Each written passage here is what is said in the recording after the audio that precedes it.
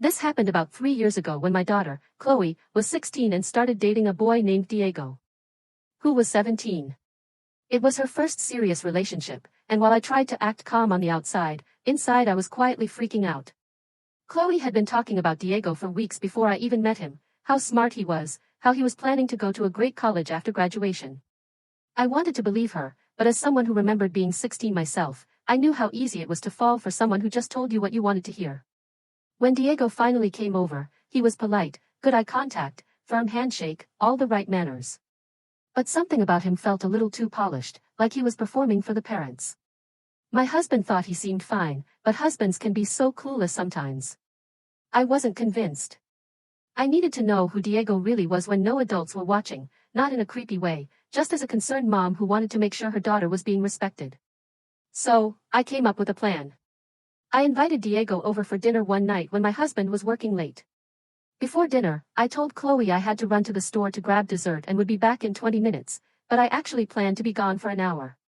What neither of them knew was that I'd set up my old iPad on the living room bookshelf, recording the whole time. I know it sounds crazy and invasive, and honestly, I'm not proud of it.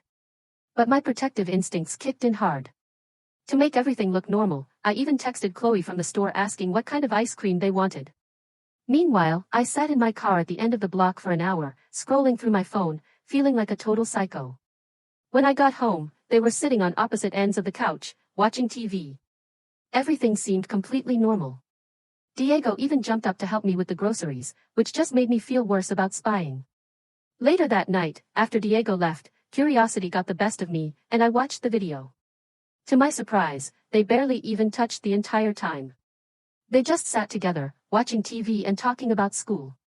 At one point, when Kloe went to the kitchen to grab snacks, Diego paused the show to wait for her instead of watching ahead. That made me smile. But what really struck me was when Kloe's phone buzzed with a text from me. Diego glanced at it on the coffee table but didn't touch it. He just called out, "Hey, your phone went off," and went back to what he was doing. Later, when they started talking about college, he wasn't trying to convince her to follow him, he was encouraging her to look into programs she might like based on her interests. He genuinely supported her dreams. I deleted that video immediately and never told a soul, not my husband, and definitely not Kloe. I felt so ashamed for not trusting her judgment. That was 3 years ago. Diego and Kloe dated through her junior and senior years, and even after he left for college, they tried long distance for a while. And to this day, I still think about that night and how much that boy surprised me in the best way.